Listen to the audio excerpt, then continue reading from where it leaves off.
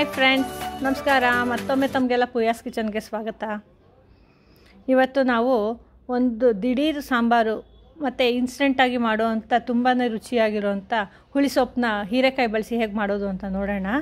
ಈ ಹುಳಿ ಸೊಪ್ಪು ಮುದ್ದೆ, ಅನ್ನ ಎಲ್ಲದ್ರ ಜೊತೆನೂ ತುಂಬ ಚೆನ್ನಾಗಿರುತ್ತೆ ಮತ್ತು ಚಪಾತಿ ಜೊತೆ ಕೂಡ ತುಂಬ ರುಚಿಯಾಗಿರುತ್ತೆ. ಹೇಗೆ ಮಾಡೋದು ನೋಡೋಣ ಬನ್ನಿ.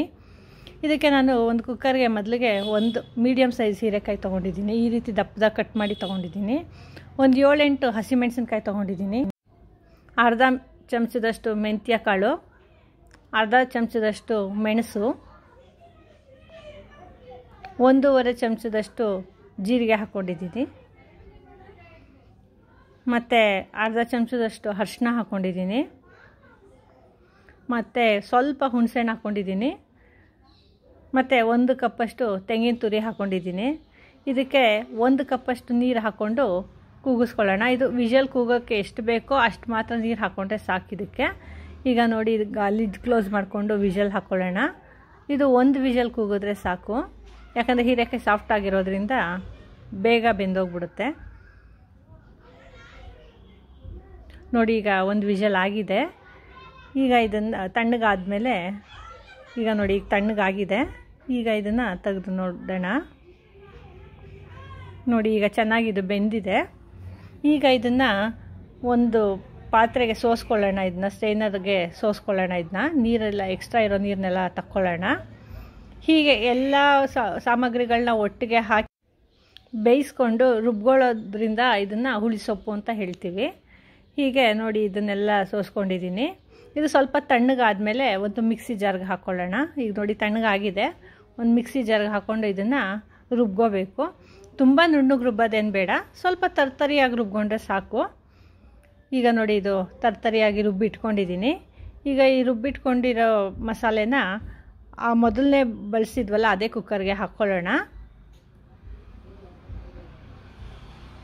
ಈಗ ಹಾಕ್ಕೊಂಡು ಈ ಕುಕ್ಕರ್ಗೆ ಇದಕ್ಕೆ ಸ್ವಲ್ಪ ನೀರು ಸೇರಿಸ್ಕೊಳ್ಳೋಣ.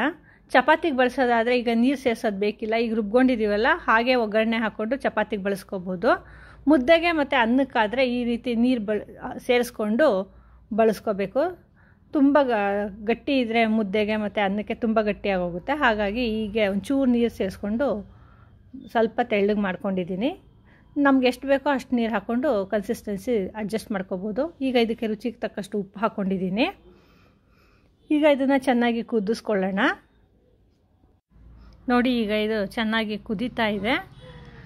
ನೋಡಿದ್ರ, ಕೇವಲ ಒಂದು 15 ನಿಮಿಷದಲ್ಲೇ ದಿಢೀರಂತ ಮಾಡ್ಕೊಳ್ಳೋವಂಥ ಸಾಂಬಾರು ಎಷ್ಟು ಬೇಗ ರೆಡಿಯಾಗಿದೆ ನೋಡಿ. ಈಗ ಇದಕ್ಕೊಂದು ಒಗ್ಗರಣೆ ಹಾಕ್ಕೊಟ್ಕೊಳ್ಳೋಣ. ಇದಕ್ಕೆ ಒಂದು ಪಾತ್ರೆಗೆ ನಾನು 2 ಸ್ಪೂನಷ್ಟು ಎಣ್ಣೆ ಇಟ್ಕೊಂಡಿದ್ದೀನಿ. ಈಗ ಈ ಎಣ್ಣೆ ಕಾಯಲಿ. ಈ ಎಣ್ಣೆ ಕಾದ ನಂತರ ಇದಕ್ಕೆ ಒಂದು ಅರ್ಧ ಚಮಚದಷ್ಟು ಸಾಸಿವೆ ಹಾಕ್ಕೊಂಡಿದ್ದೀನಿ. ನೋಡಿ, ಈಗ ಸಾಸಿವೆ ಚಿಟ್ಗುಡ್ತಾ ಇದೆ. ಈಗ ಒಂದು ಅರ್ಧ ಚಮಚದಷ್ಟು ಜೀರಿಗೆ ಹಾಕ್ಕೊಳ್ಳೋಣ. ಈಗ ಈ ಸಾಸಿವೆ ಜೀರಿಗೆ ಎಲ್ಲ ಚೆನ್ನಾಗಿ ಚಿಟ್ಗುಟ್ಟಿದ್ದಾಗಿದೆ. ಈಗ 1-2 ಕಡ್ಡಿಯಷ್ಟು ಕರಿಬೇವಿನ ಸೊಪ್ಪು ಹಾಕ್ಕೊಂಡಿದ್ದೀನಿ. ಮತ್ತು 1-2 ಬ್ಯಾಡಗಿ ಮೆಣಸಿನ್ಕಾಯಿ ಹಾಕ್ಕೊಳ್ಳೋಣ.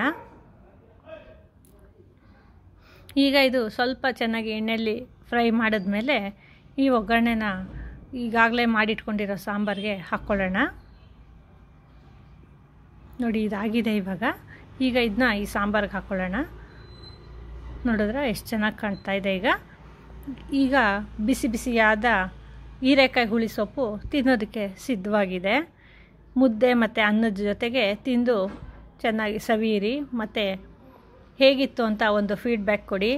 ಇಂಥ ಹೆಚ್ಚು ರೆಸಿಪಿಗಳನ್ನ ನೋಡೋದಕ್ಕೆ ನಮ್ಮ ಪೂಯಾಸ್ ಕಿಚನ್ನ ಸಬ್ಸ್ಕ್ರೈಬ್ ಮಾಡಿ, ಲೈಕ್ ಮಾಡಿ ಮತ್ತು ಶೇರ್ ಮಾಡಿ.